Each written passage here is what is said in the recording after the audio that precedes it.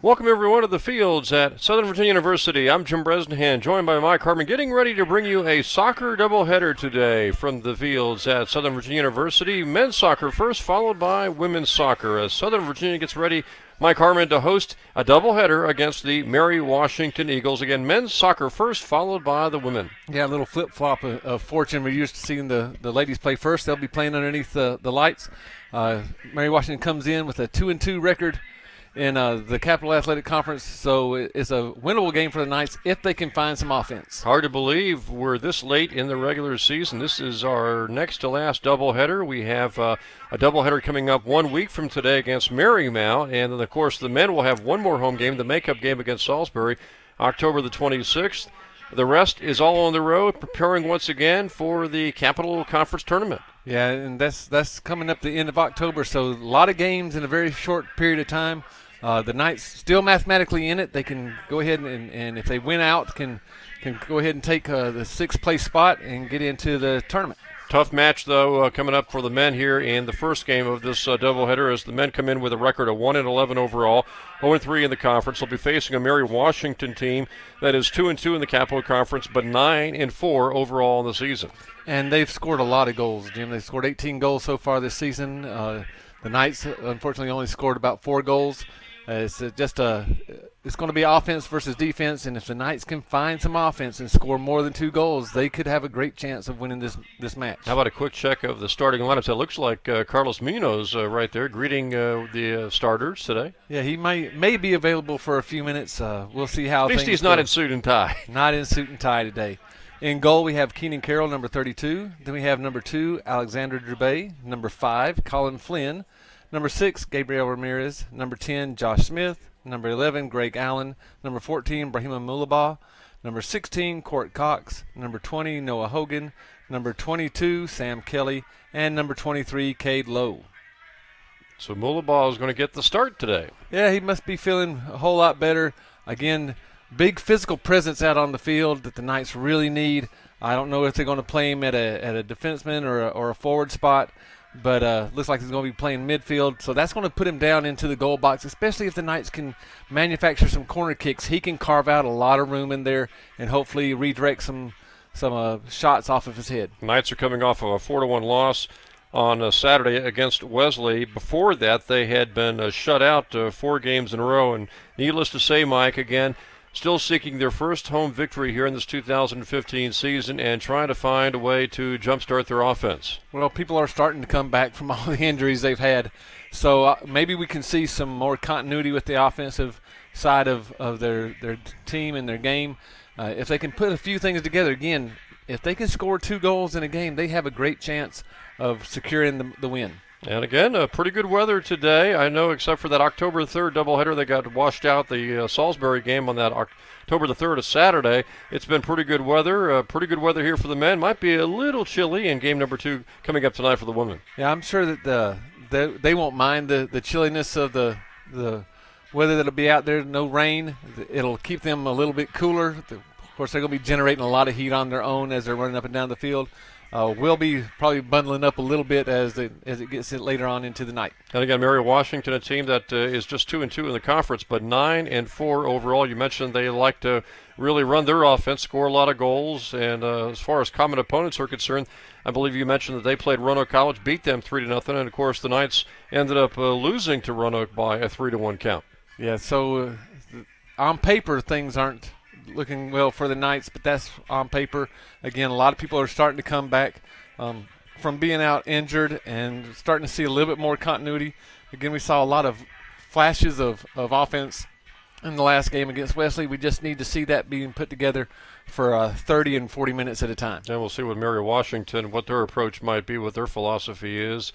More often than not, in both the women and the men's game, we've seen relatively slow starts by both teams trying to feel each other out, except, of course, on Monday when Salisbury in the women's contest, the makeup contest against Southern Virginia, came out with 3 goals in the first 10 minutes. Yeah, they came out and just blitzed the Knights, caught them very unaware of what was going on, and took it to them scored those 3 goals within the 10 minutes, and the Knights were never able to get back into the game. You know, Mike, with all these underclassmen, no seniors on the Southern Virginia roster, even if they don't wind up making the Capital Tournament, and as you mentioned, they're going to have to win some games down the stretch for that to happen. Even if that doesn't happen, I guess, how important is it to either get some victories down the stretch or at least play well and really pick up the offense when you look ahead to potentially next season? Well, you want to put everything together so you have a great way to bounce into your spring season, bring back the core group of this team and have them work more in the spring season, and then you feel really confident going into the fall of 2016. Takeaway by Mary Washington, goal shot from the right side, stopped by Keenan Carroll. It was a turnover, Mike, that led to that attempt by Mary Washington. Kind of a dangerous turnover by the Knights, too. And we've seen some really good passing by the Knights, and we've seen some faulty passing by the Knights. And which team are we going to see right now? And if you're going to make a mistake on your passes, even though it might deprive you of a goal, you want it on your offensive attack on the defensive side of the field from Mary Washington, not that close to your own goal. And here's an opportunity and a shot just off to the left. A fantastic opportunity for Mary Washington, and there's no other word for it. They just blew it. They did blow it, and the Knights really blew it on their assignments on the defensive end also. Keenan Carroll was just left out on the island all by himself. He was at the mercy of the shot. Just fortunate that the shot went wide left. And the player from Mary Washington who took that shot had the right idea, go for the left side because that was the open side. But maybe just a little harder than was necessary. Maybe with that kind of shot, Mike, I'm not sure you needed to strike it so hard. Yeah, he could have taken his time and placed it a little bit better, but again, not knowing where the defense was coming from and really didn't take time to look around and see where things were because the defense could collapse on you very fast. You take the shot as quick as possible. Still, Mike, in the opening 2 minutes, 2 mistakes by the Knights and 2 good looks, at least 2 good opportunities for Mary Washington, and the Knights here in the first few minutes in some respects, fortunate to still be 0-0. Yeah, and it's not good that they've had those 2 really good looks in the first few minutes because that's where the Knights really want to hang their hat is on their defensive end. Nice pass, knocked away by Court Cox, though. Good play by Court. Could be drastically, relatively speaking, temperature-wise, different conditions, game 1 to game 2. Yeah, nice and sunny outside with, I think, the temperatures right around the mid-60 mark. Game 2, I think we're going to be getting down into the lower 50s. At least the 50s. I don't know if it'll get down to the 40s by 7 o'clock, 8 o'clock, 9 o'clock. Well, we also have to look at the wind. As the wind's always blowing up here, that wind chill factor could really start to take effect. So we will see if any of the ladies come out with long sleeves tonight. We'll also try to get you some score updates along the way during our doubleheader of not only Major League Baseball playoff action, Toronto and Texas, and later on Kansas City and Houston, Mike, but women's volleyball in action tonight on the road at Frostburg. Women's volleyball is at Frostburg tonight. They start playing about 7 o'clock, so it'll be about the end of the men's game. We can start to see if the women are going to be able to win up at Frostburg. Also, we'll take a look at some of the other scores around the CAC in soccer today. And how important is it for the women to win at Frostburg? And I know you guys will be having a lot more volleyball webcasts coming up over the final few weeks of the regular season. Yeah, they need to start winning some games or matches right now as they've played some very tough teams. Unfortunately, they're down 0-2 in the Capital Conference. Need to win a few to try to get back up there and again be a factor in the Capital Conference tournament. Well, let's see. You guys have a webcast, I believe, coming up on Saturday at 1. Salisbury will be in town. Because we've got, after today, just 2 more soccer webcast dates. That doubleheader with Marymount next Wednesday, and then the makeup game for the men against Salisbury on October the 26th. We've got a couple of more football games, too, of course. October 31st against Kane, and our November the 14th against CNU. Mary Washington trying to get another shot off. Nice centering pass. Shot to the goal over the right side and up. Mary Washington really on the attack here in the first 5 minutes. And we saw number 36 there, Robert Tata, be able to just dribble through major amounts of defenders for the Knights. No one really checked him, put a little body on him, or tried to poke the ball away. And if the Knights are just going to try to play 2 or 3 feet in front of the offensive players, this is going to be a long day for the Knights. At this stage, Mike, for the men and the women, when you look at the Capital standings, is there one or two teams that really stand out? I know St. Mary's very dominant in their September the 26th doubleheader sweep of men's soccer and women's soccer against the Knights. Well, on the men's side, you got Christopher Newport and Salisbury. Both of them are ranked in the top 25 right now. I think Christopher Newport's number 13, Salisbury's number 25. And then on the women's side, obviously it's St. Mary's, who's come out of nowhere to just dominate everybody that they've played against. So it's everybody else that's on the Knights schedule from even today, but going through, the Knights can, if they play well and score a few goals, can pull out the match. What are the odds of some of these teams, if they lose in the Capital tournament, maybe on the women's side for St. Mary's, of getting an at-large bid, I guess, maybe to the national tournament?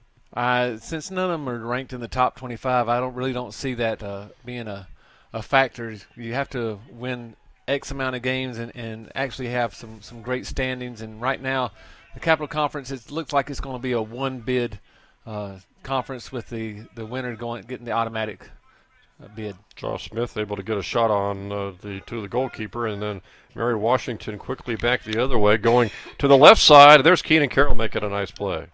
Oh, and that was a nice play as he just jumped in front of number 6 there, Riley Fisher. 6'1". They were going to that back post looking for a header. So the Knights have the first shot on goal thanks to Josh Smith's attempt. But it really has been Mary Washington with one or two of the better opportunities here in the first 7 minutes of the game. Well, they're manufacturing a lot more. And, again, flurries by the Knights and then sustained offensive output by the Eagles. Carroll coming way out of goal to kick that one out of bounds.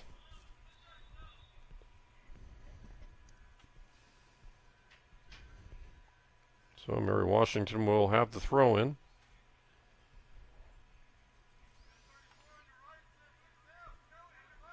And we've talked at length during the season. Sometimes it's better to be lucky than to be good. We'd like to see the good Knights this afternoon and tonight.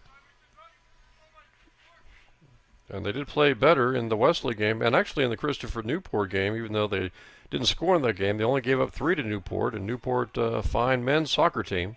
Very good soccer team, and we know now that after talking to Coach Patino the next day when we were doing the women's game that the whole goal of that game was to try to limit Christopher Newport's opportunities. Unfortunately, because the way they limited the opportunities was to play so far back on the defensive end that no one really could push forward to try to score a goal, and we only saw one shot on goal that whole game.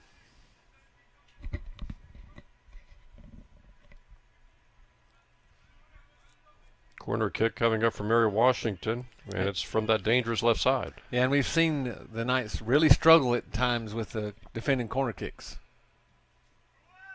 Towards the middle, and it goes past. Mary Washington, let's see if they get a shot off. Now they're going to go for over to the left side. And of diversity that the Eagles have as they've tried to go toward the middle of the field for that nice little header attempt.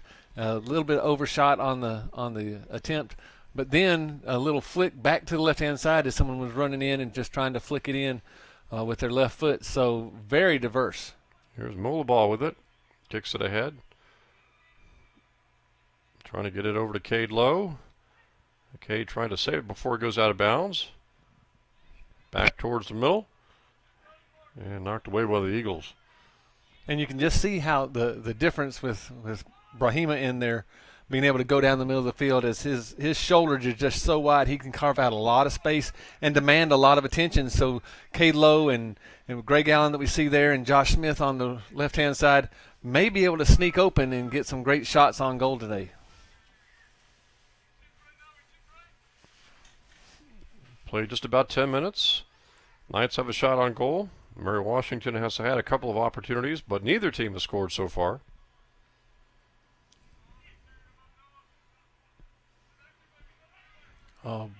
Bad angle there by the Knights, but Drew Bay is able to get back. Over to the right side, and before it gets there, it is Keenan Carroll making the play.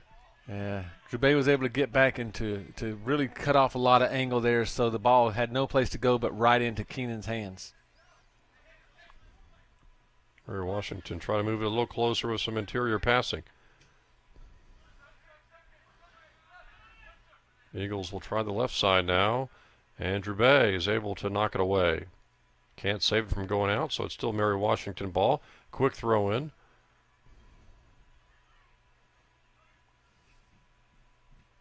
Nice shot on goal. There's Keenan Carroll right there to make the save. Oh, and that was a tougher save than it really looked like because that was a low shot. It bounced right in front of Keenan, so he was able to play it on the short hop. If he plays that just wrong, just an inch or two left or right, it bounces off his body and probably into the net. Nice pass by Josh Smith ahead.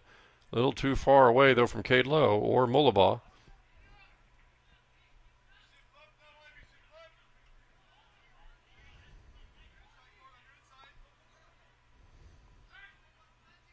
We are seeing more attempts down on the offensive end so far today than we have in a lot of games previous to the Knights. And again, we have to credit that back to some of the players getting back into playing condition after being injured or just getting back into the game for the Knights.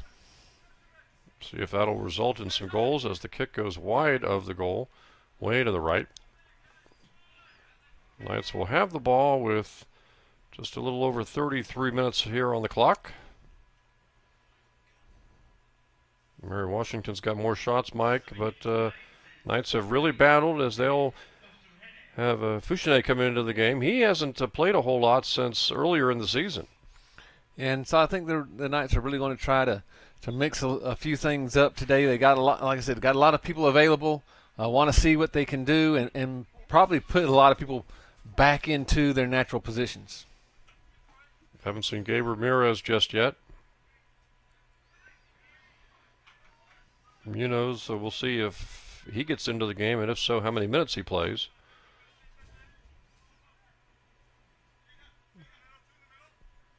Not sure really, Mike, about the status of Lonergan, who's one of their top athletes out there, at least early in the season he was. Yeah, I think I saw him in his civilian clothes, just still not able to get back off the injured list yet.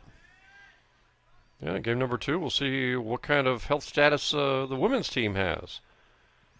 It's always fun to see who's available and who's not available because or who's going to play a few minutes and who's going to play a majority of the game.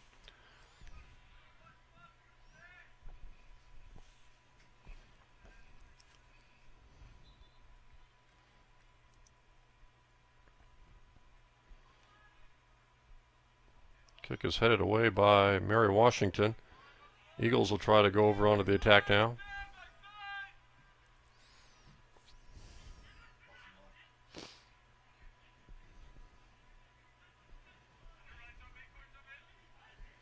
Nice move in the middle of the field by Mary Washington. That was, I believe, Justin Carey, who I think had that opening shot, that a point-blank shot that went off to the left side of the goal.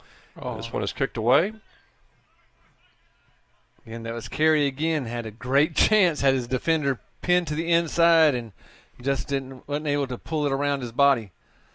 Probably had less time that time than earlier to line up a shot, but that one he kind of mishit well high, and so now the Knights will take over. We see that Kenneth Fouchonnet came in for Noah Hogan. You can look across the way and see that Hogan's over on the training table getting his back worked on by one of our trainers, so hopefully it's just a little tweak that he is able to get back into the game soon. Colin Flynn now with it. Trying to move it up the left side, and he hits it off Cade Lowe's leg, who tries to maintain it. Goes over to Greg Allen. Now Court Cox coming up to help out the offense.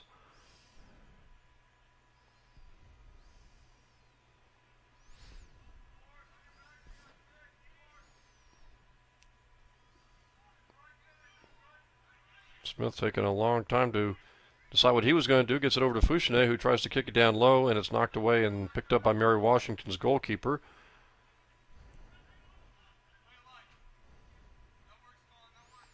Flynn knocks it out, and it'll be the Eagles' ball here.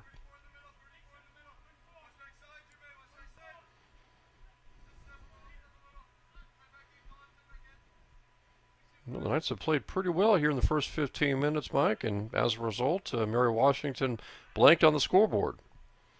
And they've also created some type of opportunities for themselves down on the offensive side of the field. Like to see them create a corner kick or two and try to get Brahima in there to use that big body of his to carve out some space and maybe redirect the ball off of his head into the goal. Your takeaway by Josh Smith, but the Eagles still have it. There's Gabe Ramirez out there now. And, Gabe, of course, he had a bit of a contusion, I think, last game out against Wesley. Hit the ground hard. Yeah, a lot of people hit the ground hard in that game. Eagles trying to get a shot off. And nice defense by the Knights to kick it out of there momentarily. Carey was trying to do something with it. Now a deflection, a header, a second header into the goal. Looks like it may be offsides, though. See if that's the call or not. Looks like it is. Again, another. Despite the offsides call, interesting. A header blocked and a second header. Yeah, and again, the defense of the Knights really leaving Keenan out there on an island all by himself, not being able to clear the ball to the one side or the other, right down the middle of the field, and we noticed that causes a lot of problems for the Knights. So fortunately, the offside call was made, and the Knights and the Eagles remain scoreless here.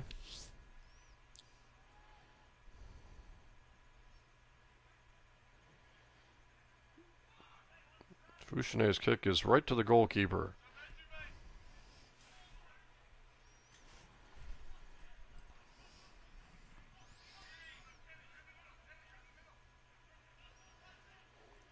Nice shield off there by Court Cox. As a result, he'll get the throw in. So here comes Carlos Munoz. Good to see him back.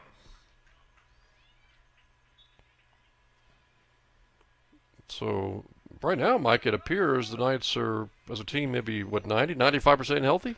As far as just being able to play.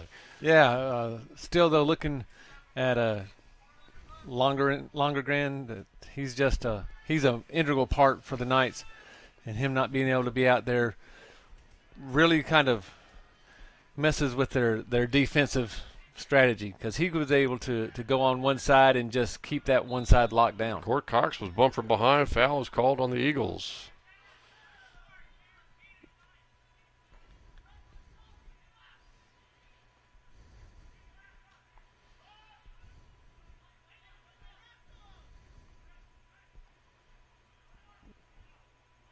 Greg Allen trying to maintain possession of the ball and get something started with the Knights offense. Munoz almost lost it, trying to get it over to Cade Lowe, and be a foul on Mary Washington for a free kick back around midfield a little bit.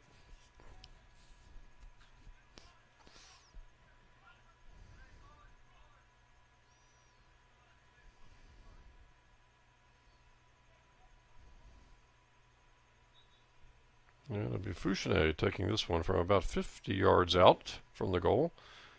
Launches it that direction, and a little too tall for Mulabah to go up and try a header into the goal. Yeah, Brahima was trying to get up there. Still, even though he's out there going forward and straight forward and straight backwards is easy for him, he still tells me, though, that a little bit of cutting, there's a little twinge in there, and he doesn't have full range of motion, so he's not able to really get up as high as he wants to on those header attempts.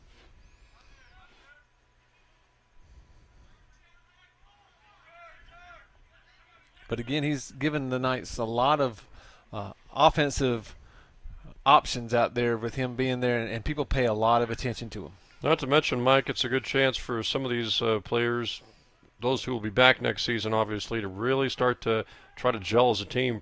Not so much for this season, which may or may not be able to continue into the Capital Conference tournament, but certainly for next season. Yeah, again, all the players coming back from injury is something that you really can't count on or foresee. But if they can start playing now, nice pass ahead to Josh Smith. Smith runs into the goalkeeper, couldn't get the shot off. He was trying to with his right leg, it looked like, trying to get a little glancing shot before the goalkeeper got there. Now substitutions coming into the game for the Eagles. It'll be Jack Zaslowski and Jacob Burke. Burke's a freshman. Salzowski is a freshman for the Eagles.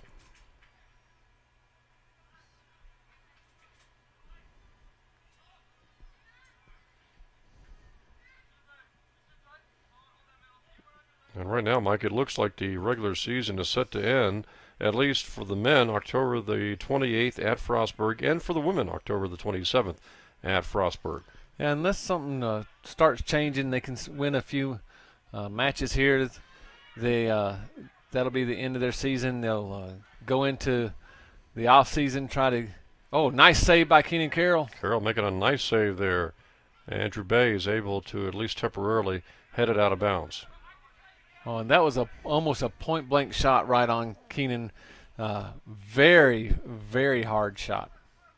How many conference games do you think the men and women have to win? At least 2, maybe 3? To get into that 6th place, they're going to have to win at least 3, possibly 4 for that 6th place spot.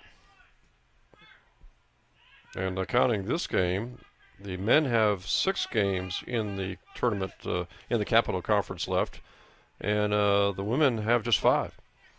So this is a huge game for them. So if you're talking 4 victories, that's asking a lot. 4 out of 5 for the women, 4 out of 6 for the men. But again, it all depends on who's back, who's available, and how fast can they find that chemistry. Because schedule-wise, they've got some winnable games down the stretch. Although, for the men, they've got Frostburg at the very end. And, of course, right now, Frostburg's one of the better men's teams out there. Nice play by Fouchonnet to knock it away. Mary Washington's earned another corner kick, and now we got to make sure that the Knights can clear the ball, but clear it to the outer thirds of the field.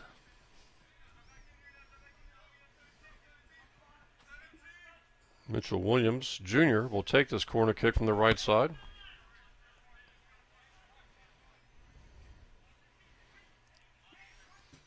Left-footed kicker towards the goal, knocked away by Keenan Carroll. Back to the left side this time, and a sliding attempt by Mary Washington goes for naught. And again, a very well executed pass there, just a little bit too far, but we're starting to see some of the offensive diversity that Mary Washington has brought with them. Eagles have 2 shots on goal now, 2 corner kicks. Knights had that 1 shot on goal earlier in this first half from Josh Smith, and still not with a corner kick just yet.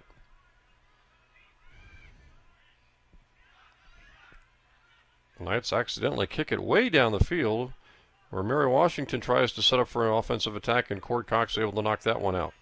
But again, Mary Washington really wasn't even looking for a shot that time on goal. They're just trying to manufacture that corner kick as they got too deep in on the end line. And that has been a problem for the Knights, really for men and women in the soccer this season, seemingly, is just the lack of corner kicks. Yeah, and when you don't have corner kicks, that's one of the better ways to manufacture a lot of offense. Towards the middle, knocked away by Cord Cox.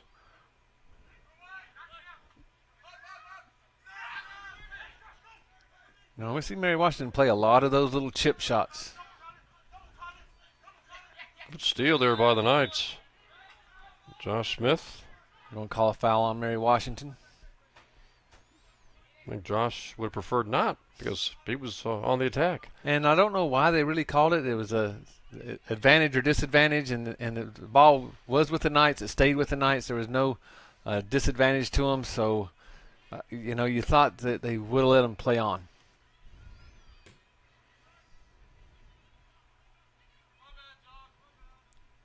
Carroll's kick way out, so Mary Washington's got it again.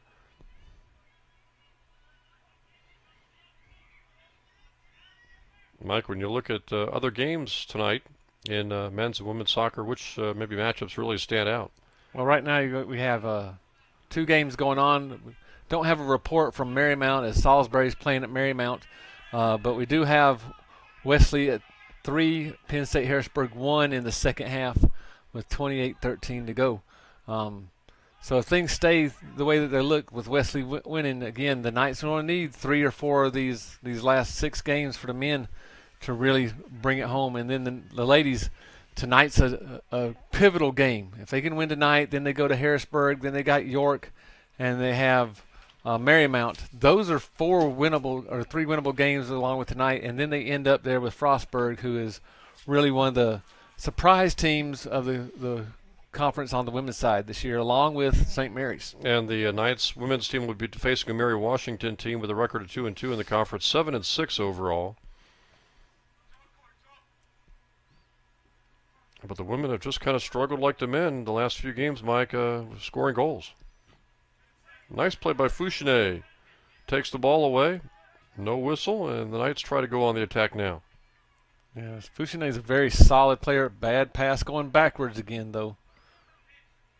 And you can see how the Eagles just kind of hang back, looking for some of those bad passes to maybe happen so they can take advantage of it. And they are relentless, too. They really like to spend the majority of their time, it looks like, on the offensive attack, not so much on defense. Well, the Knights are helping in with that, too, by not being able to maintain possession of the ball for stretches of minutes at a time. Smith had it taken away. Back come the Eagles, now taken away by Colin Flynn. Flynn's kick over to Munoz. He barely gets there before the Eagle player, then loses the ball against the double team.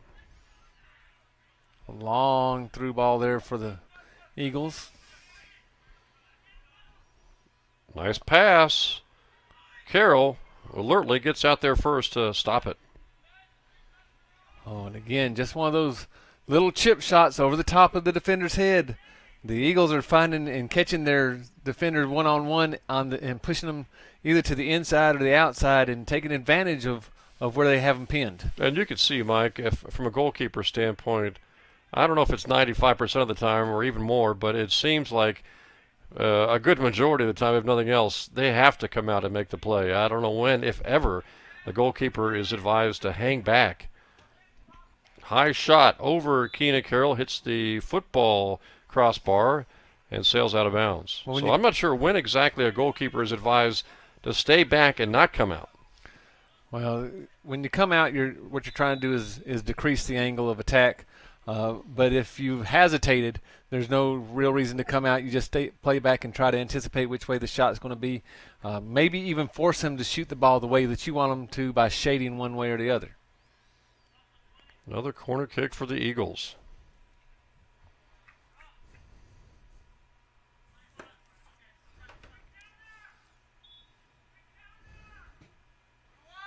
Towards the middle. Header goes awry, and the Knights will have it. 3 corner kicks now for the Eagles, none for the Knights. Yeah. As the Knights are going to send Morgan Palmer now into the game. And we've seen in earlier games that those corner kicks, they just chip away at you, chip away at you, chip away at you, and then all of a sudden just one moment of not paying attention, or you turn your head the wrong way, and we see those corner kicks start to go in, which have been a problem for the Knights all season. Another problem is again, for both men and women, has really been the lack of games where they've been able to score more than one goal in a game. So in a tight contest like this, Mike, it's 0-0. Mary Washington hypothetically gets a goal, and people would say normally, hey, it's just one goal, you got lots of time to go. But the way the Knights have really struggled with their offense for both men and women's soccer, one goal right off the bat can be pretty huge. Yeah, and with the mindset that the Knights have now, very fragile psyches with them giving up so many goals over so many games, that an early goal would have really put them in a hole and may have destroyed them a little bit. With them being able to hold Mary Washington now to no goals and hopefully going into the half with no goals, that can only do one thing and give them a lot of confidence going in. If the Knights can manufacture a goal, that should be even more for them. Hasn't been a lot of times this season, but we have seen here in the last month or so an occasion where the Knights scored first, ended up losing. Roanoke College comes to mind, and the women, of course, Wesley just a few days ago leading 1-0 and dominating that first half against Wesleyan. Of course, losing that game in overtime. Yeah, and you would think that when you score that first goal, that's going to give you more opportunities, and you would hope that you would score multiple goals in the game. But right now the Knights are just averaging well under a goal a game, both men and women. May well be the only game, I think, at least the home game, maybe any game this season, where the Knights have scored a goal and followed it up with a goal was maybe the game against Averett, the 4-3 women's victory. Yeah, that's the only one that I can think of. Also, is being able to go up early on the opponent and add to your total before the other team scores. I think it was maybe Jamila Gambi getting 2 goals in a row. She got 2 goals in a row, and also Emily McFadden got 2 goals in a row. The downside to that whole 4-goal scoring was that was all in one half, and in the second half we didn't see the same intensity on the offensive end by the Knights. That and allowing 3 goals to make it a kind of a scramble in the second half. The women have actually had a couple of home victories this season. Again, as we mentioned, the Knights still looking for their first men's soccer home victory, hoping to get it today against the Eagles. Well, the longer the Knights can throw a shutout against the Eagles, the better their confidence is going to be, and because of their scoring or lack of scoring that they've shown in the past couple games, this keeps it right there for them. As long as the Knights don't get maybe fatigued and worn down in the second half. And you always have to worry about that. Coach Patino likes what he sees out there right now with this group. But well, as you mentioned time and time again, the chasing you do defensively can really take it out of you. It really takes it out of you. And your another legs. corner kick coming up here for the Eagles. This will be their 4th, I believe. Another header attempt over the goal and out.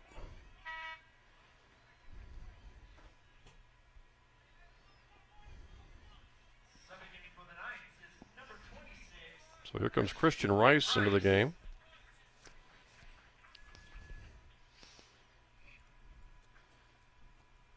The way Coach Patino has been using his bench, maybe hopefully fatigue won't be a concern in the second half. Yeah, it'd be nice. He's doing a really nice job of going through and bringing people in and out and not letting people stay out there too long. But we've seen people like Gabe Ramirez and Court Cox and Colin Flynn and Greg Allen play all game multiple times. The rest of the people, I'm sure he's trying to give them a little bit of a rest to make sure that second half swan song doesn't show up again.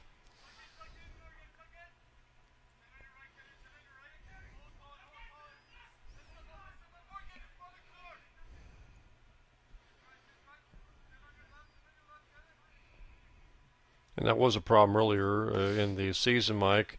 A couple of closer games. The Roanoke College game, a 1-0 lead, and then ended up being a 3-1 Roanoke victory. A 1-1 game against Washington Lee with about 10, 11 minutes to go, and they ended up losing that game 3-1. Here lately, of course, with the lack of offense, they have not really had a game where it's been a 1 or 2 goal game. No, and at that juncture, that was right before all the injuries really started to happen. And so Coach Patino in that early season was really trying to find who was going to play where and create a lot of chemistry. And then right after those games, we started seeing the rash of injuries. Rice knocks it out. Another substitution here for the Knights as Guyman will check it. Will Guyman coming in?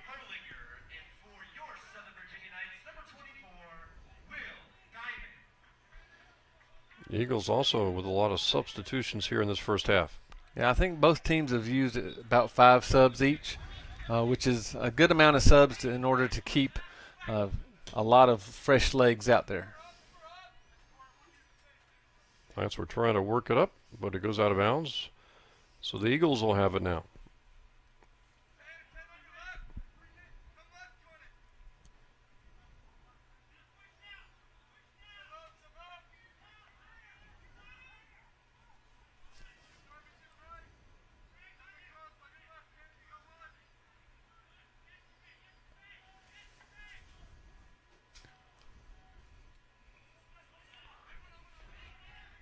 A lot of patience shown by the Eagles, trying to find that one time that they can sprint through, find one of those little chip shots again that they've attempted so often, and get a one-on-one with the goalkeeper, Keenan Carroll.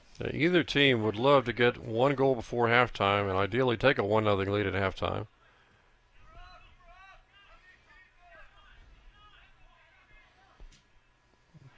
Long kick and sails way left. And that may have gone off one of the Southern Virginia Knights, so it's going to be a corner kick now for the Eagles. That's 5-0 advantage for corner kicks for the Eagles.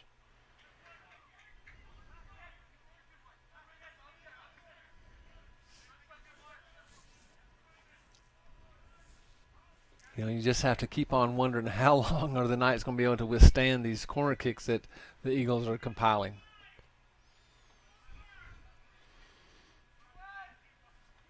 Header just to the right. Follow shot is up and in. That was put back in by Mike Bennett, a senior. He took one follow shot. It kind of carried him right back to him, and then he took the next one and obviously angled this high end to the left, and that works for the Eagles, and they do score off that corner kick.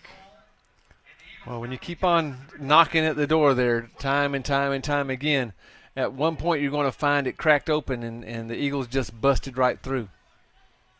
And again, the person for the Eagles, the player getting the goal, Mike, had 2 chances at it. 2 chances, and again, being in the right place at the right time as that ball rebounded off of the upright. See if the Knights can respond with a goal of their own. They would love to have that happen, Mike, as opposed to responding in a negative fashion, having a flurry, and maybe going down by 2 by halftime. Yeah, and we know if the Knights go down by 2, that's almost like being down by 10 right now. Eagles on the attack, looking for another goal before halftime. Nice pass left side. Carroll's out of position, and there's that second goal. Carroll had to come out, but when he did, he left the goal wide open, and the Eagles have scored yet again. Well, that's just the Knights' defense right there, that back line of defense. Not really shutting people down, letting passes get through in places where it's gotten to be really dangerous for Keenan Carroll. Jacob Burke, Jr. from Spotsylvania, Chancellor High School, getting that goal. And in a matter of seconds, the Eagles have jumped to a 2-0 advantage now. Changes the complexion of this one entirely, Mike. As you mentioned, instead of a 0-0 game maybe potentially at halftime, still 9 minutes to go before halftime, suddenly the Knights are down by 2. And you know, you get into the worry that the Knights are going to start hanging their head and say, oh, no, here we go again. Really, they need to finish out this last 9 minutes, either making sure the Eagles don't get another great shot on goal and or getting a goal of their own. And in both those cases of the goals, I'm not sure you can put a whole lot of blame on Keenan Carroll as much as the defense in front of him. When you can't clear the ball out, it puts the goalkeeper at a lot of disadvantage. That last goal, though, just being in the right place at the right time off that rebound, off the crossbar or the sidebar. A foul called. Drouet was pushed from behind. Kind of a late whistle, but the Knights will have it. And so what Carlos wants to do here, he's about 37 yards away from the goal.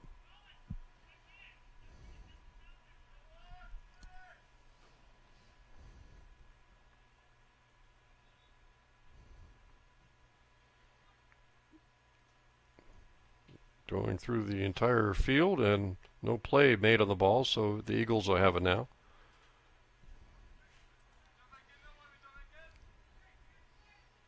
No real chance there, Mike, on that kick by Munoz for a teammate to try a header. Now he put it in the one spot right down a slot where nobody was able to get to it, either the Eagles or the Knights. Eagles trying to go back on the attack now with this 2-goal lead. Drouet was trying to make a play, or Flynn was, and Flynn took it away and then lost it. Greg Allen can't make a stop, and here come the Eagles on the attack.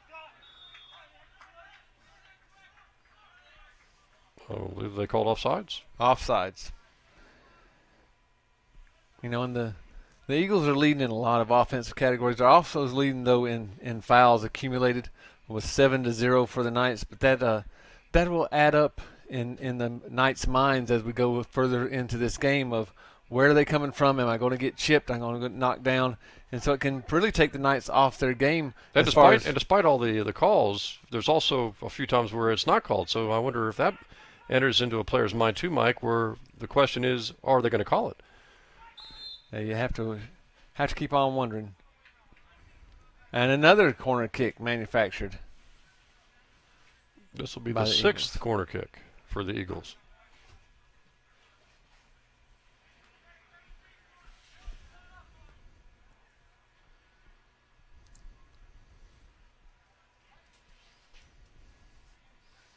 Let's see if the Knights can really clear the ball this time. Headed away by Court Cox. Comes to the Knights. Mulabaw's got it, bringing it upfield. And he had his pocket picked momentarily. Battles for the ball. Battling there with Jack Sazlowski from Mary Washington. They award the ball to the Knights. Quick start by the Knights. Knocked out. Allen with the throw-in. It'll be Flynn with the throw-in. Ahead to Mulabaugh. Oh, and a little altercation here. Well, it did look like number 22, Guy Cross for Mary Washington, kind of bumped into Mulabaugh, maybe on purpose. Well, when he went down, I think what The Brahim legs was- got tangled, maybe on Yeah. purpose. That's what I think. What Brahim was worried about right there is it looked like he'd kind of wrapped his legs around Brahima's, and he took exception to that.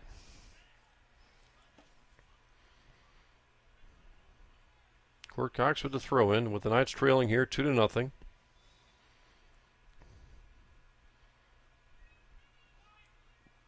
Nice throw-in towards the middle, but Mary Washington's able to clear. Boy, a goal here, Mike, for the Knights, if they could get it, would be huge heading into halftime. Well, it'd be great for them because, again, they've been down by so much going into halftime that they can start thinking, oh no, here we go again. A goal right now would just lift their confidence level sky high. Several good plays made by Burke to get through 2 or 3 defenders. Very fancy with the ball, kind of a hesitation kick where he actually passed the ball to himself on the first play, then split 2 other defenders. Looks like we'll have the foul called on the Knights. First foul of the evening.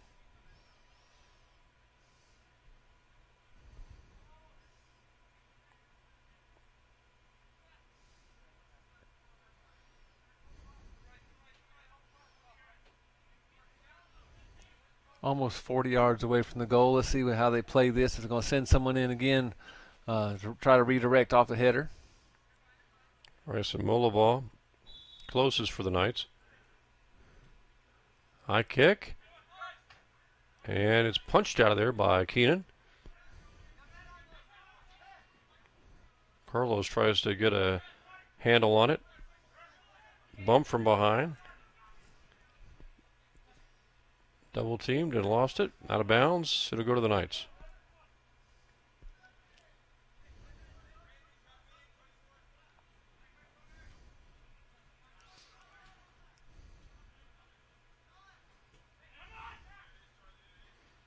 Mary Washington trying to get the steal. They did momentarily, but Munoz gets it right back. Kicks it ahead to Christian Rice. Too far for him. Yeah, unfortunately, right now, the Knights really not being able to connect on those long through balls going downfield. If the Knights can remedy that, they can create some opportunities for some shots on goal. Sophomore Jack Nelson checks in for Mary Washington.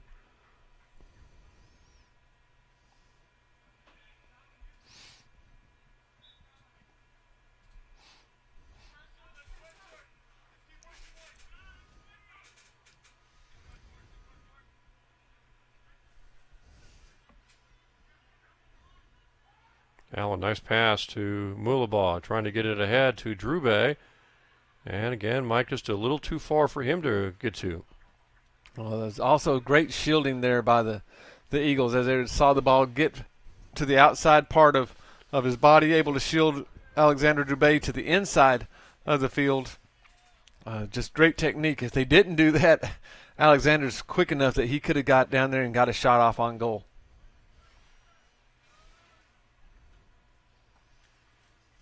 Under 2 minutes to go until halftime now, with Mary Washington on top here 2-0. And that was something we haven't seen a lot this season, is one of the Knights winning the ball out of the air. We saw Brahima there go up and win it out of the air. So a lot of good things for the Knights that are starting to happen. Just unfortunately, being able to go down 2-0 has really put them in a hole. And the Eagles trying to get another goal right before halftime. Headed in almost by Court Cox. He almost headed that into his own goal. I think it hit the upper post, Mike. Otherwise, it would be 3-0 Mary Washington. Yeah, it hit that upper crossbar there and was able to bounce back down and out. And I'm not sure what Court was trying to do, except maybe trying to head it over the goal and not into the goal, but it came very close to going in. yeah, That we would saw have been that. a disaster for the Knights. We saw that with the women's team the other night as the ball got deflected off of Shaylee Nakamoto's head Right. into the goal. So not as uncommon as people would think.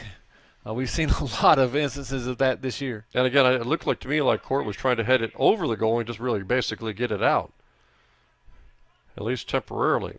So now we're down to 52 seconds to go. Knights still trail here by 2. And I believe they still just have the one shot on goal, which occurred very early in the first half from Josh Smith. Well, the ball goes down, no whistle. Guyman tried to play it a little bit over the top to himself, just too far.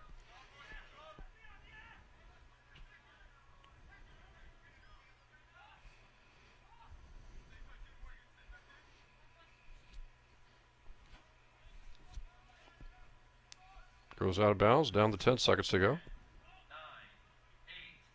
7, 6, 5, 4, 3. And it looks like this one will go to halftime. 2-0 Mary Washington, Mike. Yeah, just we saw some good plays by the Knights, especially in the first 10 or 15 minutes. We've seen some more offensive flurries from the Knights, and we've seen some really poor mistakes on the corner kicks by the Knights, also not being able to clear it out. And that's just been something that we've seen all season long. The good news for the Knights is, though, that a lot of these players that have been injured, they're coming back. They're starting to get comfortable with each other out in the field. So that's what we're seeing more of the offensive flurries coming from. So we are at halftime with your halftime score. It is Mary Washington 2 and Southern Virginia University 0 in this opening game of this men's and then women's soccer doubleheader against the Mary Washington Eagles. 2-0 Eagles at halftime. We'll take a little break here from the fields at Southern Virginia University.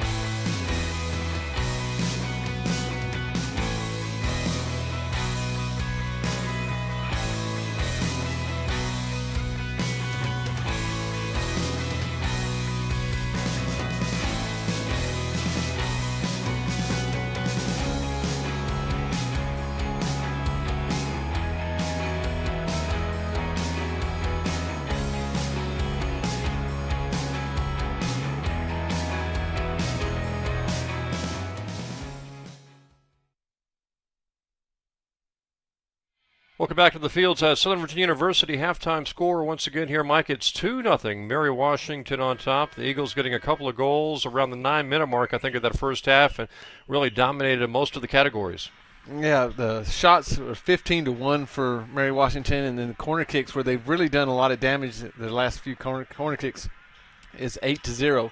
The Knights really need to do something to try to manufacture some corner kicks, try to chip away at this lead, understanding that there's no three-point goal in soccer. So the first thing they have to do is try to attack a little bit more consistently and put some pressure on that goalie for the Mary Washington Eagles, who had just one save, and that was the shot on goal taken by Josh Smith. And when you look at the Eagles, their 2 goal scorers seem to be their most active players. They each had 3 shots and 2 shots on goal. They're 2 goal scorers in that first half.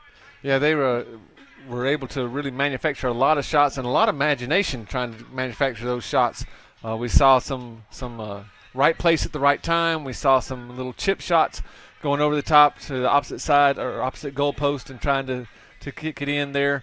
Mary Washington's really brought a vast array of offensive moves. The Knights need to counter that by talking a little bit more on defense and making sure they play the angles a little bit more tightly. And actually it could be worse than 2-0. In the very opening minutes of the game, Mary Washington had some good looks at it. And, of course, right towards the end of that first half, Court Cox on a header almost headed it into his own goal. Yeah, just a miscalculation there by Court, but you're right. The first few minutes we saw one really major shot on Keenan Carroll, almost point blank right in front of him. He did a great job of corralling the ball. We've seen him really tested. As officially they have him with 3 saves, but we saw him really be put under a lot of pressure by the Eagles. So, Mike, what's the key here for the Knights, at least in the opening minutes? The one thing, obviously, they don't want to do if they hope to stay in this game is give up a 3rd goal. Well, manufacturing a goal right now is going to be monumental for them. Being able to either get down and get a few corner kicks, try to get a free kick someplace close to the goal where they can use some of the athletic ability and some of the height that they have out on the field now, or maybe even try to get into the box and draw a foul there for a penalty kick. Of course, the good news is that they seemingly have almost all of their players back now. Lonergan is the one who is not out there right now for the Knights. Not sure if there's anybody else besides him who's pretty much on the disabled list. Well, and they really miss him on the defensive end as he was able to go down and long shot over the top there.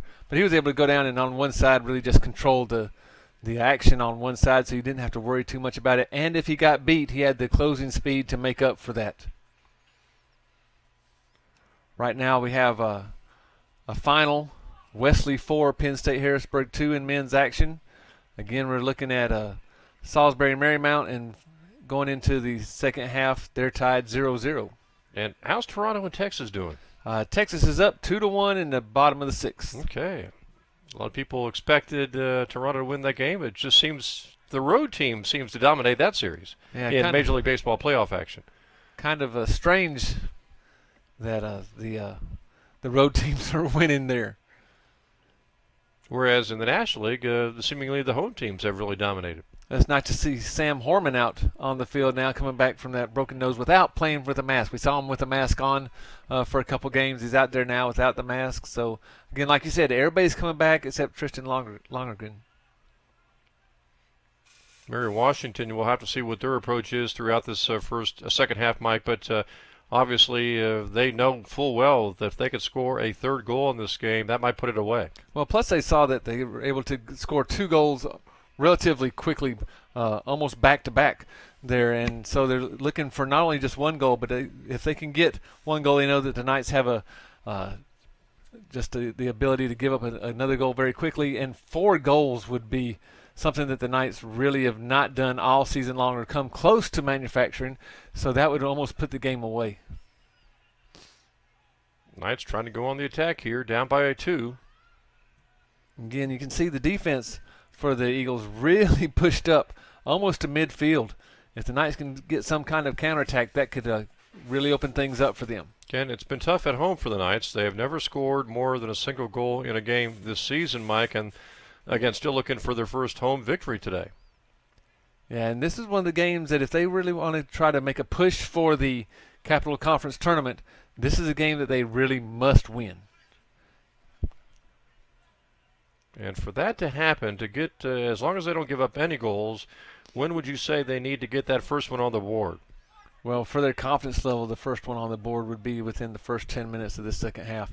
If they don't get that, they can only hope for a flurry of goals like they have given up in other games, and that can be as late as the 10-minute mark,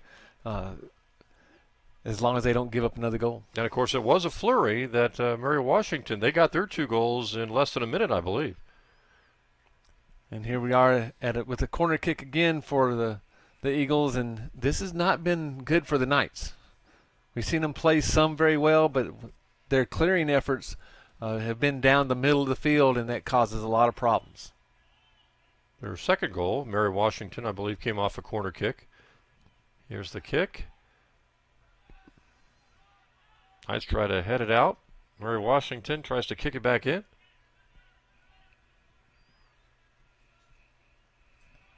Left side, open man, shot towards the goal and off to the right.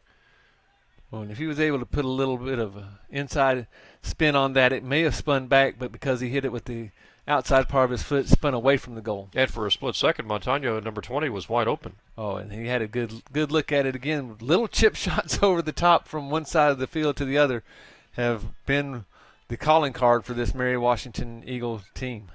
Munoz getting it over to Gabe Ramirez, who works it back to Carlos. Back to Gabe. A little give and go there. Knights try to work it up the left side.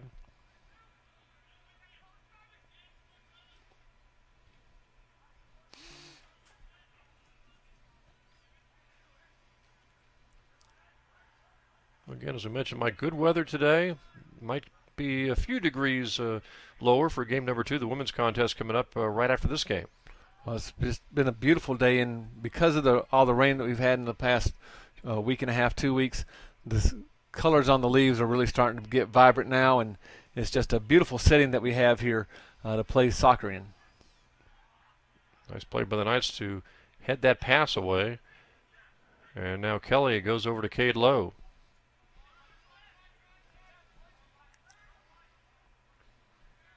Well, and you know that the temperature's starting to drop out there. We see Gabe Ramirez outside playing with gloves on in the second half. He didn't have them on in the first half. So, again, nice day, nice temperature. Will get a little bit chilly, but I'm sure that the players will stay nice and warm out there running around. It's just the ones that'll be standing over on the sidelines. They're the ones that are going to have to stay bundled up. Also, the coaching staff, they'll probably stay bundled up too. But not the commentators. They're inside. Well, we're inside. We have a heater. Thanks to our producer, Craig Reese. He takes care of us well and brings heaters in here for us. So, and as we found out last webcast, you don't like cold weather. I do not like cold weather at all. But when we must, we're out in it, just like we were last year with baseball and softball. We were right out there. Yeah, we never really expected the coldest weather to come during the so-called spring season. And a lot of rain. A lot of rain then, too. Mike, we've almost played the first 10 minutes, and the Knights have not been able to get that first goal. Well, they really haven't manufactured any type of shot on goal either, which is very, very disheartening. Especially for Coach Patino as he's looking for his team to pick up the pace a little bit, get on the scoreboard so they can start to get into this lead that the Eagles have. Again, his goal is to get to the conference tournament, and that begins with this game. Knocked out by the Eagles. Now, it makes you wonder, even though the Knights are, as we said, as a team, maybe 90-95% healthy as far as just being available to play, not sure about the overall health of the individual players, but still it's got to take some time for these guys to gel as a unit to really get used to everybody who's been absent for so many games. Well, as we talked about how it takes time to get used to those that you're playing next to for the first time, for those that come back, it takes just that much amount of time also. Again, now you're starting to go back into regular positions. It's just a mix and match for the Knights. Hopefully in these next few games, everybody can stay healthy and they're able to really show what the season could have been. Nice pass from Ramirez to Drube over to Mulaball. Nice spin move, but he couldn't maintain possession. I think he wanted to maintain possession and get a point-blank shot, and maybe showing a little frustration. We mentioned these guys aren't 100% maybe individually completely healthy. No, they're out there playing, but they're not at 100%. And right now, during this part of the season, I don't think a lot of players out there are ever going to be 100% until the season's over.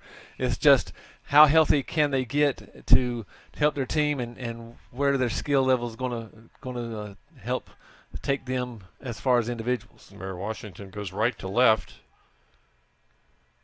Knights able to take it away. Josh Smith upfield trying to go to Mulaball, but it's taken away by the Eagles. And you have to really admire the Eagles' defense, as they've bottled up the Knights, haven't given them a lot of opportunities to possess the ball, and then they push down so far forward that any clearing opportunities that the Knights have go straight to the Eagles. And a foul on Colin Flynn is called. And the Knights, since giving up those 2 goals around the 9-minute mark of the first half, Mike, they've stabilized things. But again, being down by 2, you got to go forward. You can't just maintain as is. Yeah, and this is just a shorter corner kick for them now. And we've seen that the Eagles are able to manufacture a lot of offense with their corners.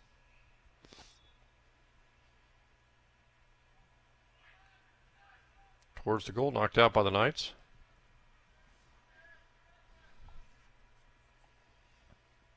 It's Mitchell Williams, the junior, taking the kick from the right side.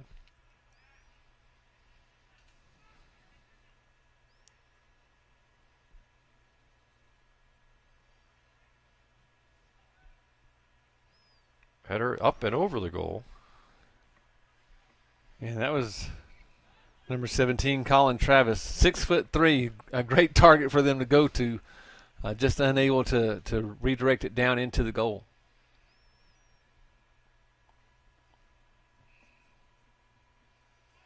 Those 2 goals in the first half for Mary Washington were scored by Mike Bennett, the senior, and also Jacob Burke, Jr. But the majority of this Eagles team is underclassmen, just like the Knights. So both coaches have a lot to look forward to if they can keep them together as they grow into upperclassmen. Drube almost got the steal coming up for the ball. Mary Washington still has it on the Knights' side of the field. Some fancy footwork by Mike Bennett. He was the one who got the first goal of the game.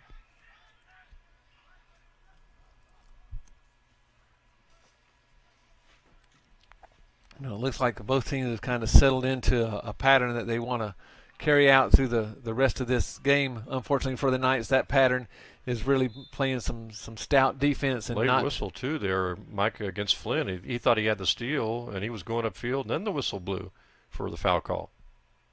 Yeah, that advantage, disadvantage. Again, coming from a different sport, that's very frustrating to me. Call the foul right away.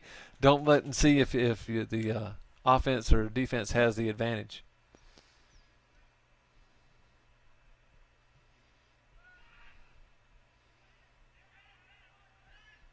Fouchonnet able to kick it out. Knights are able to avoid right now some of the Mary Washington shots. They just can't seemingly go over it on the offensive with their passing game and possession game. Well, and we've talked about that with as far as their defense is pushed up, any type of clears that the Knights have goes almost directly to the Eagles, so the Knights never have a chance to really counterattack as the Eagles just are able to bottle them up. Now, if the Knights ever do get past one person past that defense, then you're creating a lot of pressure on the goalie. I really haven't seen either team really take advantage of the seam or over-the-top passes to attack the goal. No, different philosophy by both teams. From what we saw with Christopher Newport or what we saw with Wesley, just a very efficient Eagles team. They like to really try to use little chip shots, taking the ball from one side of the field to the other and try to catch you unaware on the backside. Good to see softball working out in the distance along with the lacrosse players.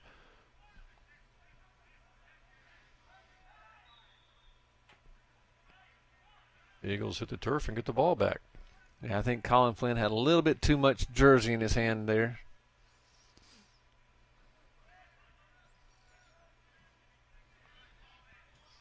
Well, Jim, during halftime, we had some women's soccer players stop by and see us. We had Savannah Uri and Alicia Blackham and Tatiana Monson, and they're all getting ready for their upcoming game with Mary Washington. We like to wish them luck, and if their parents are listening, they told me to tell them hello, so we'll do that also in the women's game. We're always good to give messages to the parents and back and forth. Always good to give parents to the messages to the parents. I'm surprised you don't do birthdays. I can't even remember my own birthday, so doing birthdays for them. Well, hopefully somebody else remembers it. As long as the parents send gift care packages and stuff, I'm sure that the players really appreciate that. Especially as you mentioned, Mike, as we get deeper and deeper into the season, and probably nobody, as you said, is 100% right now.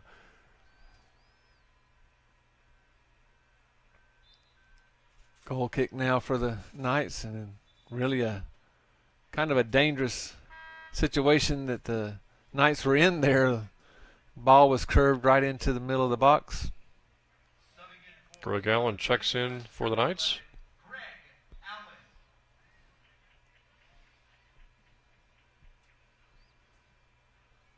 As you mentioned, second game is coming up. About 7:30, women's contest against Mary Washington. What do you expect in that game, Mike? Well, just like in this game, we're hoping that the Knights can pull it out, because if they can, they have some very winnable games coming up.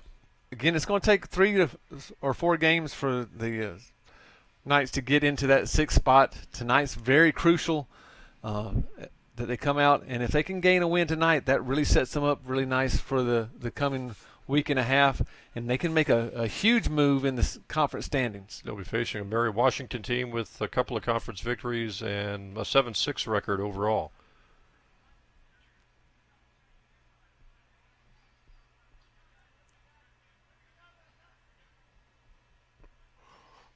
Just seems to me in the second half, Mary Washington will take a shot at the goal, but they're also not averse to kind of spacing out and kicking it around and maybe running a few seconds off the clock. Well, they know how hard it's been for the Knights to score goals, so they're feeling really confident right now. They don't want to give up any type of goal on a counterattack. They don't want to awaken a lying dog or a sleeping dog, as they say. So, we're seeing them starting to really take a little bit of air out of the ball. Not so much that they're not going to attack, but this is one of those teams very conscious about how they're going to attack. Yeah, Christian Rice is checked back in for the Knights now, as we have played nearly 16 minutes in the second half. Neither team has scored. One of the other Knights that we haven't seen that we've seen on a regular basis is Isaac Smedley, so we'll have to maybe check it or in between games to see what's going on with him, why he was out, what the injury may be. Yeah, number 9, Smedley. In many cases, the start of this season certainly has played a lot of minutes.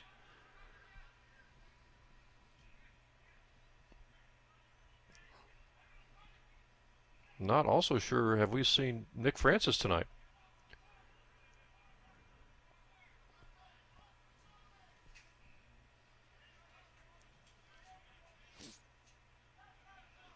So when you know it, you get several players back and a few others aren't there. Yeah. It's just like a merry-go-round, who's going to be available, who's not going to be available. Well, Joseph Patino, we saw him start, I think, the other night, and hasn't played so far in this game today. So you just wonder about their availability if something happened. Oh, nice through ball there. Down to Christian Rice, but a little too far. The goalkeeper comes out, beats Rice to the ball. Matt Spencer, the goalkeeper, sophomore, hasn't really been pushed today, Mike. He had the one save early on Josh's Smith's the effort to get it on goal, but even that shot, even though it was on goal, wasn't very hard. It was a pretty easy save for Spencer to make. And if the Knights are going to try to get through this drought that they've been in, they've got to put more shots on goal, but more shots on goal with extra pace. I'm sure Coach Patino would like to see more shots on goal because even if they're not, fastly paced, I guess, you put them on goal, Mike, and something good possibly can happen. Yeah, we've seen balls slip through goaltenders' hands. We've seen balls take funny bounces. So anytime you can put shots on goal, We saw Cord Cox almost headed into his own goal. We've seen and as you mentioned, that's not that rare to have to accidentally knock the ball into your own goal. So it's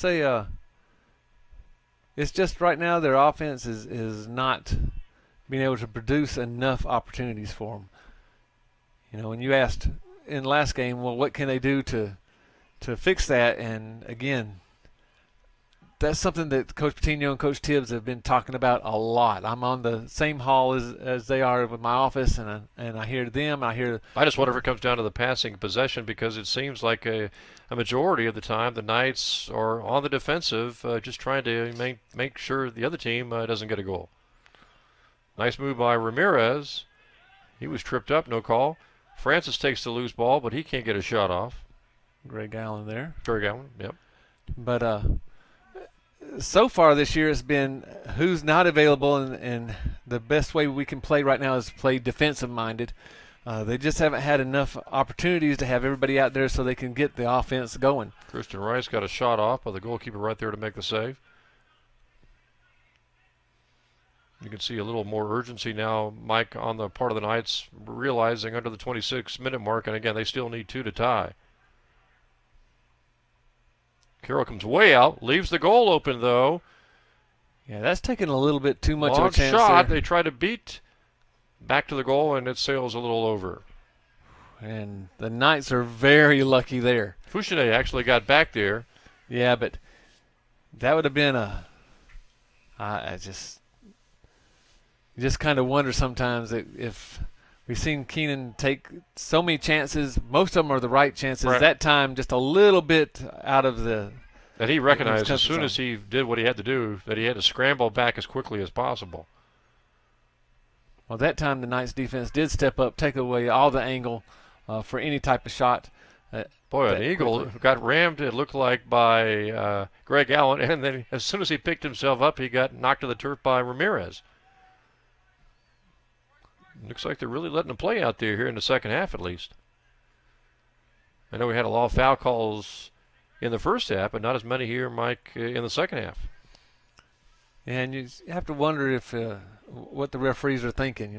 I'll call it tight in the first half and let them play in the second half. Well, as we've seen throughout the season, when they start letting them play and really don't blow the whistle as often as they should, that injuries start to happen and accumulate. That first women's game against Bridgewater, I guess, perfect example. I'm not sure if that one was loosely called throughout or just in the second half. I think it was loosely called throughout the whole game. I don't know if that referee had control of the game from the very beginning. So, yeah, that was just one of those unfortunate things where 2 players, 1 on each team, got severely injured. Well, we're getting to crunch time here, Mike. The Knights have battled in the second half, not allowing a goal in 21 minutes, but now they have 24 minutes to try to get 2 goals as long as they can continue to keep the Eagles off the board.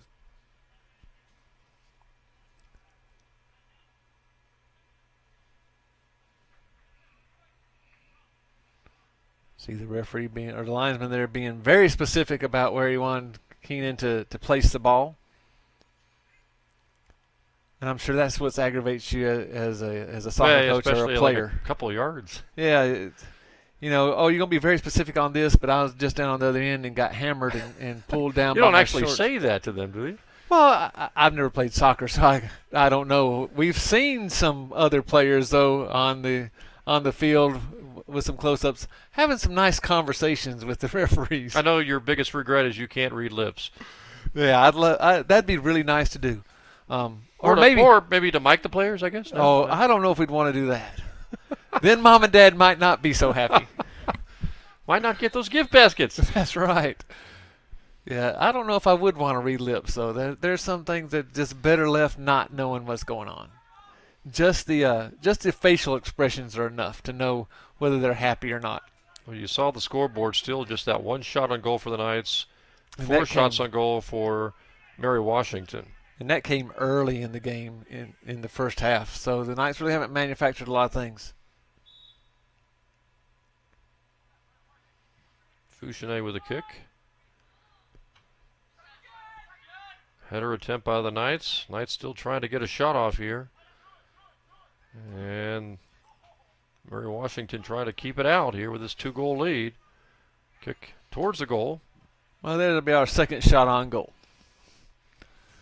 You know, and if those shots would accumulate throughout the game, where you're getting 6 to 8 of those every half, now your offense starts to click. Yeah, because both those shots on goal were, again, right directly at the goalkeeper, and very easy saves for the goalkeeper for Mary Washington to make. But if you can pile up, as you mentioned, maybe 10 or 15 shots as opposed to just a couple, then it's maybe a different story. Yeah, plus your confidence level starts to increase. I've had 3 shots on goal so far in this game. Here's my 4th one. And then you start making the small adjustments of where you're striking the ball. Colin Flynn with a good slide tackle, but may call him a foul. Collins had a few fouls here called in the second half. Yeah, he's been very aggressive. He noticed how the Eagles were playing in the first half and wanted to play to their level of aggressiveness.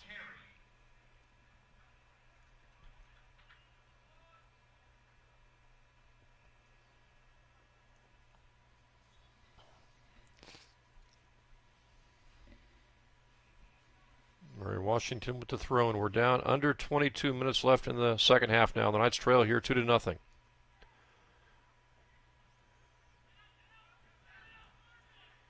At this stage, Mike, without question, a third goal would pretty much lock it up for the Eagles. Header attempt, and Carroll right there. Now, I don't know where all the Knights were on that one. Three Mary Washington Eagles pretty much in the vicinity. Yeah, and no Knights really within about a yard of them. Ramirez to Carlos, who gets by one defender, but cannot advance the ball.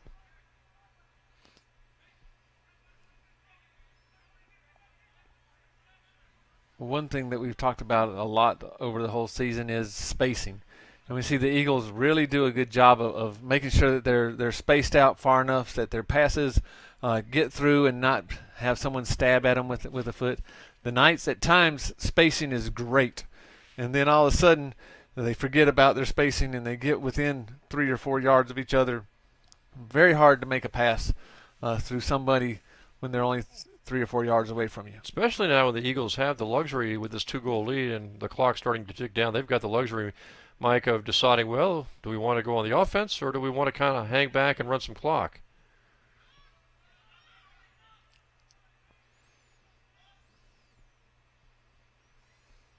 Eagles able to beat the Knights to the ball, and now the Eagles will try to go maybe back on offense, but Munoz makes the steal.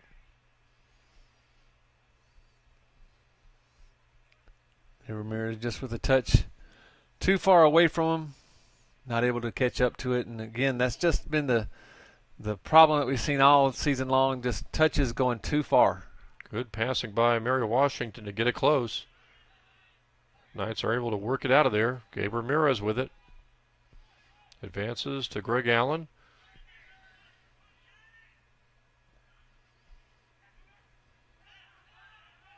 Gervais to Allen. Now back to Carlos. They're working it up pretty good this time now, Mike. Now that was a great switch of fields twice. And we haven't really seen the Knights do that all season long.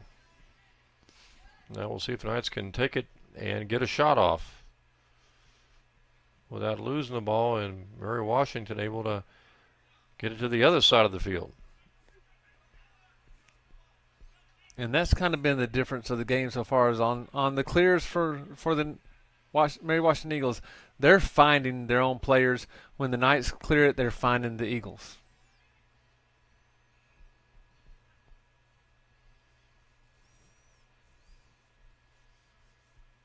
Orman was trying to keep it out and accidentally hit it out of bounds. So now we're back to another dangerous corner kick for the Eagles. We'll see how the Knights defend it.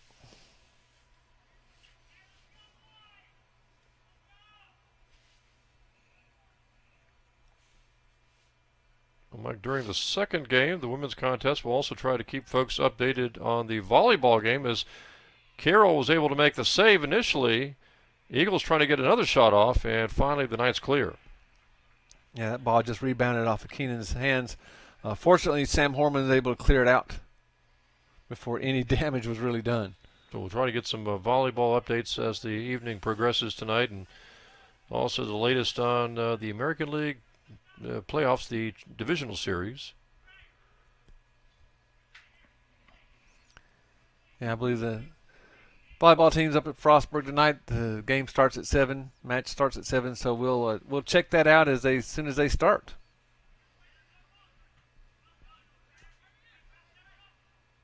And for men's soccer, the Knights have their work cut out, down here by 2 goals and under 18 minutes to play. And as time starts to go down, now you start to press, and when you start to press, then you can open yourself up for some counterattacks, not knowing if the Eagles really want to counterattack now or if they just want to play a possession. Hey, you got a foul there called. Looks like that was Christian Rice just got taken out.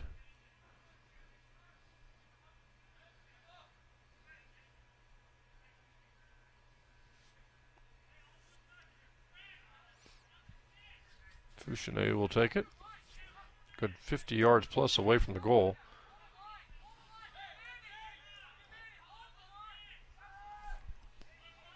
And he's had some long kicks. The Knights just haven't been able to manufacture anything off of them. Oh, plays it short down the sideline.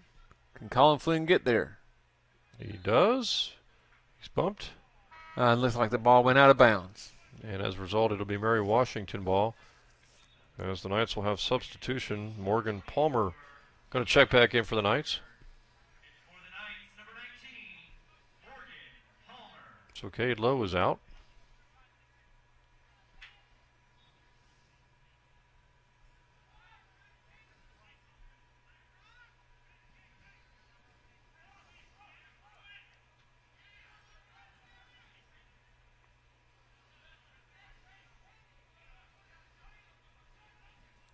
Well, in the first half, we saw the dividends from having Brahima Mulabay in pay off early as he brought a lot of attention to himself and was able to really carve out some space in the middle. Since about the first 10 minutes, he's been almost a non-factor as the Knights haven't been able to get the ball or possess the ball long enough to let him do some work in the middle of the field. You know, another guy who looked very impressive in September but just has not been able to get going offensively here in October, Mike, is Gabe Ramirez. Yeah, he's been held in check also, just not been able to really find his stride, and especially being in a playmaker position. Yeah, it's got to be difficult if in that kind of position, whether you're going to be responsible for just setting things up or actually scoring goals. Again, with the way that the Knights have had people going in and out, I'm sure it makes it very difficult for him to really gauge the passing, especially how much pace needs to be on it, how he needs to deliver it, which foot side he needs to deliver it to. So he's just had a hard time trying to pick out what his teammates want. That and the rotating teammates. So now we are under 15 minutes to play with the Eagles still on top here 2-0. That was the score at halftime. In fact, it was a score with about 9 minutes to go to halftime. So it's been this way for about 40 minutes or so. Colin Flynn manufactured a foul there.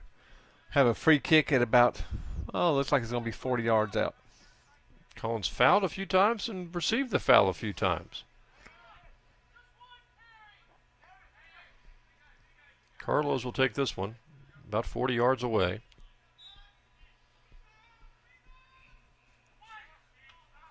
Header attempt is knocked away by Mary Washington. Munoz and Flynn battling for it. Back to Fouchenet. Long kick. Greg Allen flicked it over, hoping that someone would have been there for the Knights. Just not nobody home at the doorstep. Long kick by Mary Washington. Drubay tries to chase it down. Knights trying to go back on the attack. Collision, no whistle. We've seen Drew Bay really step it up on the defensive end. At the beginning of the season, he was one of the attackers for the Knights, scored the first goal for them this season, right. And then ever since Tristan went down, was able to play in that back line of defense and has done a great job, especially with his closing speed. Kind of makes you wonder what it would look like with Tristan and Alexander back there on the same line. Or maybe seeing him up front and attacking.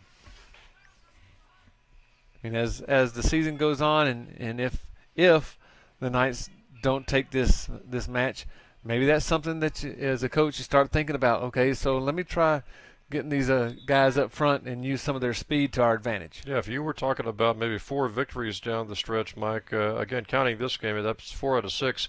You lose this game, maybe 4 out of 5, and even that might not do it. Then you start to think, when do they say, okay, we're not going to make the tournament, let's start experimenting, let's start really maybe looking at next season with, again, no seniors on this roster. Well, that's really up to Coach Patino. Does he want to do experiments, or does he want to try to really settle in on some rotations that he thinks will pay great dividends for him next year? Carroll with the save on that kick.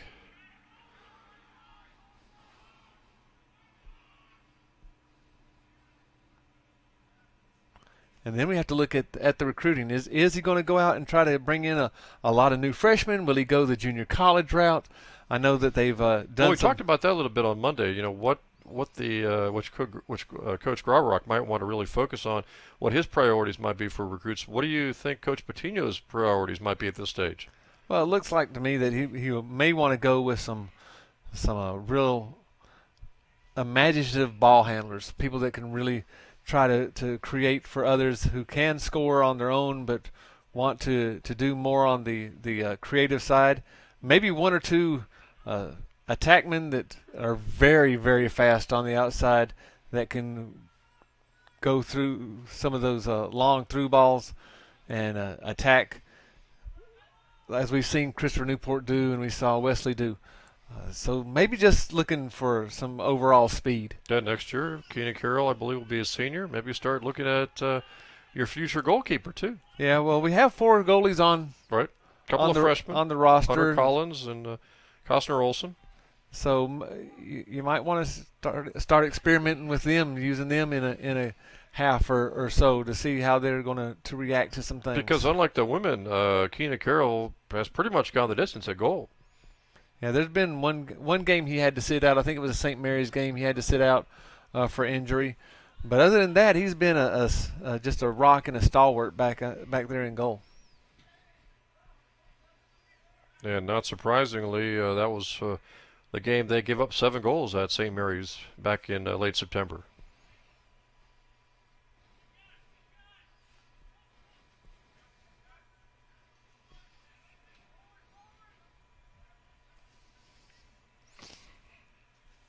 So now we're getting down to the time where it is almost panic time for the Knights. 10 minutes to go in the game. Haven't really manufactured a lot of shots on goal. Just 2. Not real a lot of pace on the ball. Not having to move the goalie left or right. So now they really have to get into panic mode and start pressing forward with just about everybody. And Mike, if they don't score, this will send the Knights to 1-12 on the season. And of those 13 games, they will have been shut out 8 times. And that, again, goes to speak to the inefficiency of the offense due to a lot of injuries that started really at the beginning of the season. And a lot of close games, a lot of games where you only give up 3 or 4 goals. If you had the kind of offense that I'm sure Coach Patino would really envision liking to have, there's no telling what that 1-12 record, if they lose this game, what that 1-12 record might actually look like. Well, and we were really excited last year with the returners that would been coming back. A lot of goal scorers, a lot of people that had a lot of experience in games, and then all of a sudden the injuries started piling up. Yep. And no matter what you do as a coach, you really don't control the injuries, and your vision starts to dissipate, and then you get into just the emergency mode of, hey, now I got to plug in for this place, and now I got to plug into this place. So Coach Patino and Coach Dibbs have done a great job of trying to plug the holes as best they could. The players have done a great job of trying to plug the holes the best they could. Right now, we're starting to see the Knights as they were intended to be at the beginning of the season.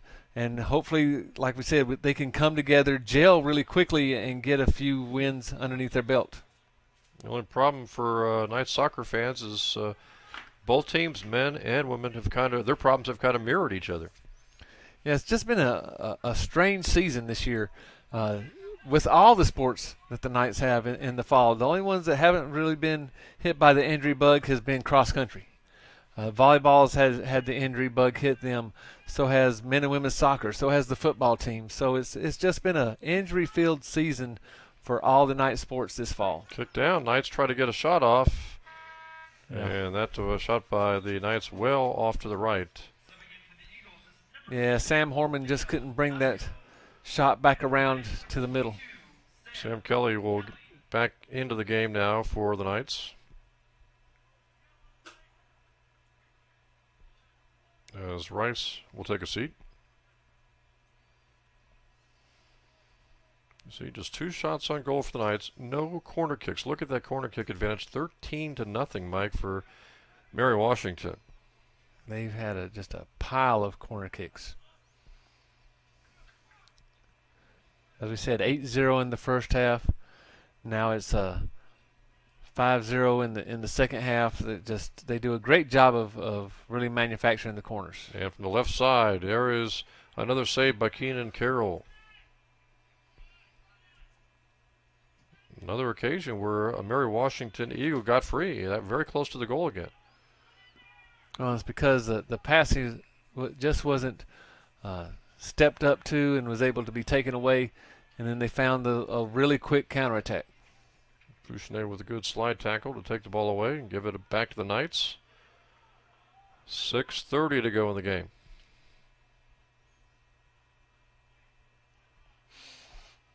Remember, after this one, about a half-hour delay in between the two games, but we will have the women's soccer game against Mary Washington coming up about 7:30 tonight. And like you said, the women are in the same boat as the men. It's going to take 3 to 4, probably 4 wins to get to that 6th spot. If they can win tonight, their next 3 games are very winnable. And then they have. So would you assess tonight's game for the women almost an absolute necessary? You got to have this game type of ball game coming up. Well, you always have that last game against Frostburg, but it's at Frostburg. Right. If they lose tonight, then the next 4 games are a must. Their last 4 games, they have to win those games in order to be eligible for the conference tournament. Tonight's game is not a must, but it's almost to that must as going to Frostburg and playing there this season. A lot of teams have found out is not fun. Right. Knights are trying to go on the attack here in the final 5 minutes. Again, they need 2 goals to tie, but they only have 2 shots on goal for the game. Steal by Drew Bay, but he couldn't control it, and the Eagles temporarily have it, but lose it back to the Knights. And again, see how the Knights are all bunched up. Not a lot of spacing there that will allow them to make passes without one Eagle being able to guard 2 Knights. Beyond this game, just a couple of home dates left for the men. October the 21st, Marymount. October the 26th, Salisbury. For the women, after their game tonight with Mary Washington, their final home game of the season comes up next Wednesday against Marymount. And next Wednesday on the 21st, when Marymount comes to town, Mike, it'll be the women playing first at 5 o'clock and the men at 7:30. And it'll be senior day for both teams. 3 seniors, I believe, for the women, none for the men. None for the men, so it'll be a quick senior day for the men's side. But for the women, again, 3 seniors, that'll be very tough to replace. Yes, they've done a lot to really help bring up the Zoe Bradshaw, Alicia Blackham. and are they going to count the goal?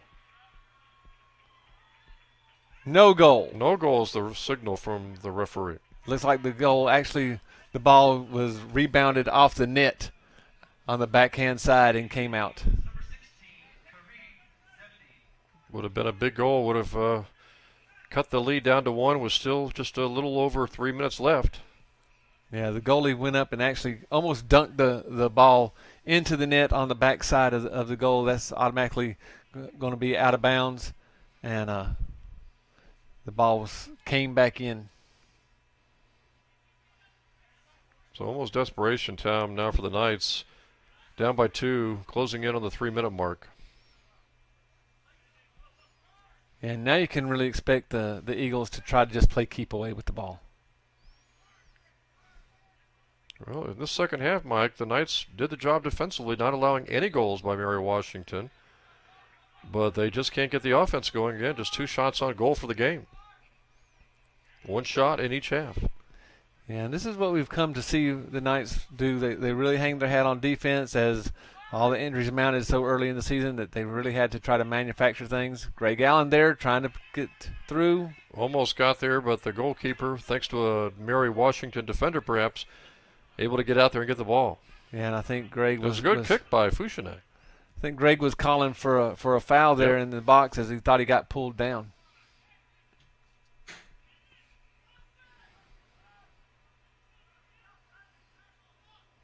Roubaix will hit it out. And there you just see the speed that Alexander has, just very, very fast. The Eagles, maybe even though they're on the offensive end, trying to run a little clock here as Munoz knocks it out. Oh, and again, another dangerous corner kick in this last. Going to be a huge advantage in the categories when this game's over. Corner kicks, maybe overall shots, Mike, and shots on goal. But the biggest ones, I would imagine, would be shots and corner kicks. As far as the big advantage for Eagles. Oh, ball's loose. Oh, Carroll had the save, lost it. Eagles almost were able to squeeze it into the goal. And now the Knights return back up the other way with just about 1:30 to go.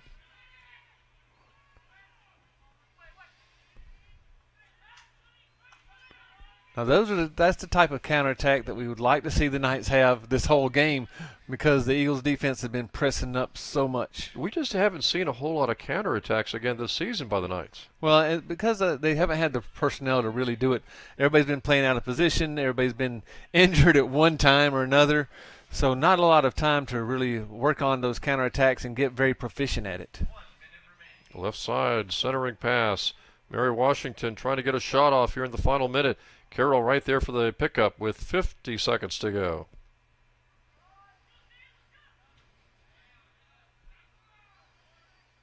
So it looks like Mary Washington's going to improve to 10-4 in the season, 3-2 in the conference.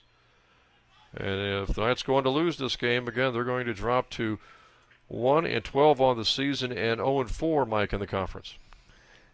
And this really puts them almost mathematically out of the running for the conference tournament. We'll have to see how the other games shake out today, and we can look and see where the Knights really stand. Don't forget, women's game getting underway about 7:30 tonight. The women taking on Mary Washington. We'll have that game for you. We'll also try to get you updates on women's volleyball on the road tonight at Frostburg. And that is going to wrap things up here in game number 1 of our doubleheader as Mary Washington goes on, Mike, for the 2-0 victory. They led 2-0 at halftime. They win this game 2-0 and dominate a lot of the categories, including shots and corner kicks. Yeah, unofficially, the Eagles had 22 shots as opposed to the Knights 5. 8 shots on goal for the Eagles, 2 for the Knights, and then corners 14-0.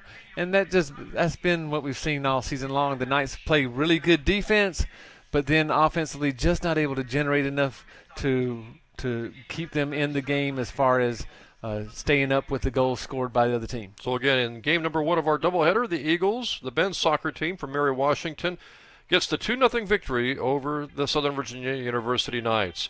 Again, coming up later in about 30 to 35 minutes or so, we will have women's soccer action as the Southern Virginia women take on Mary Washington. So make sure you stick around for that. We'll take a little break here from Southern Virginia University.